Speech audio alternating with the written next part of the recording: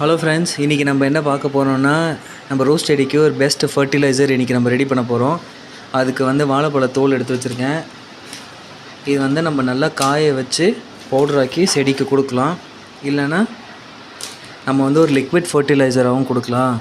இந்த வாழைப்பழ தோல் நீங்கள் வேஸ்ட்டாக இருக்கிற வாழைப்பழ தோல் எல்லாம் எடுத்து வச்சுட்டு இது மாதிரி கொஞ்சம் கட் பண்ணி வச்சுருங்க. இப்படியும் காய வைக்கலாம், ஆனால் காயத்துக்கு லேட்டாகவும். நம்ம இது கட் பண்ணி காய வைக்க போகிறோம். இப்போ காமிக்கிறேன். சிசர்ஸ் இருந்தால் இது மாதிரி சின்ன சின்ன பீசஸாக இது மாதிரி கட் பண்ணி வைக்கலாம். இப்போ காமிக்கிறேன் பாருங்கள். இந்த மாதிரி சின்ன சின்ன பீசஸாகவும் கட் பண்ணி வைக்கலாம். இப்போ கட் பண்ண பீசஸை நம்ம வெயிலில் ஒரு 1 or 2 days, நல்ல வெயிலாக இருந்தால் ஒரே நாளில் உங்களுக்கு நல்லா முறுமுறுன்னு ஆகிடும். இல்லை அப்படின்னா ஒரு 2 days கிட்ட நீங்கள் நல்லா காய வைக்கணும். இதை காய வச்சிங்க அப்படின்னா நல்லா முறுமுறுன்னு ஆகிடும். நம்ம பவுட்ரு பண்ணுறதுக்கு ஈஸியாக இருக்கும். நான் இது மாதிரி கட் பண்ணிவிட்டு ஒரு 4 வாழைப்பழ தோல் இருக்கேன்ட்ட. இது உங்கள்கிட்ட எத்தனை இருந்தாலும் நீங்கள் எடுத்துக்கலாம். இது அளவுலாம் இல்லை. இந்த மாதிரி இது ஈஸியாக உங்களுக்கு கிடைக்கக்கூடியது. உங்களுக்கு எந்த செலவும் இல்லை. வேஸ்ட்டாக தூக்கி போடுற பொருள் தான். இந்த மாதிரி நீங்கள் வாழைப்பழத்தோல் பெஸ்ட்டு தான். ஏன்னா இதில் பொட்டாசியம் மெக்னீஷியம் கண்டென்ட் இருக்கிறதுனால பூ பூக்காத செடி கூட உங்களுக்கு பூக்க வைக்கும். ரோஸாக இருக்கட்டும், செம்பருத்தி, இந்த பூ பூக்கிற செடியெல்லாம் நல்லாவே உங்களுக்கு டிஃப்ரென்ஸ் தெரியும் within a week's time. So அதனால் இது ட்ரை பண்ணுங்கள். நான் இது மாதிரி சின்ன சின்ன பீசஸாக கட் பண்ணி காய வைக்க போகிறேன். காஞ்சிட்டோன்னே எப்படி இருக்குன்றதையும் நான் உங்களுக்கு வீடியோ எடுத்து காட்டுறேன்.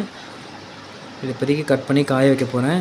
காய வச்சு இதே வீடியோவில் ஒரு 2 days கழித்து எப்படி காஞ்சிருக்கு அப்படின்றத நான் காமிக்கிறேன். எவ்வளோ சின்ன சின்ன பீசஸாக கட் பண்ண முடியுமோ அது உங்களுக்கு ஈஸியாக காயறதுக்கு ஈஸியாக இருக்கும். இந்த மாதிரி நல்லா காஞ்சோன்னே பவுடர் ஆக்கிடுங்க. இது நீங்கள் செடிக்கு கொடுத்தீங்கன்னா டேரெக்டாகவே அதோடய வேர்களுக்கு போகும். நல்லாவே உங்களுக்கு டிஃப்ரென்ஸ் தெரியும். நான் ட்ரை பண்ணிகிட்ருக்கேன். செடியெல்லாம் நல்லாவே வளருது.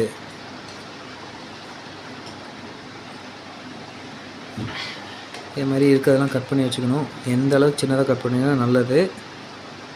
நீங்கள் அப்படியே வாழைப்பழத்தோல் கட் பண்ணாமல் போட்டிங்கன்னா ஒரு 4 நாளாக ஆகும். அது மொத்தமாக உங்களுக்கு காஞ்சி பவுட்ரு அரைக்கிறதுக்கு.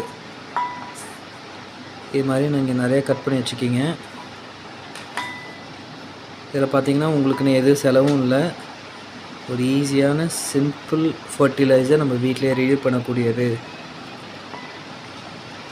ஸோ இது காஞ்சோன்னே உங்களுக்கு எப்படி இருக்குன்னு நான் காமிக்கிறேன்.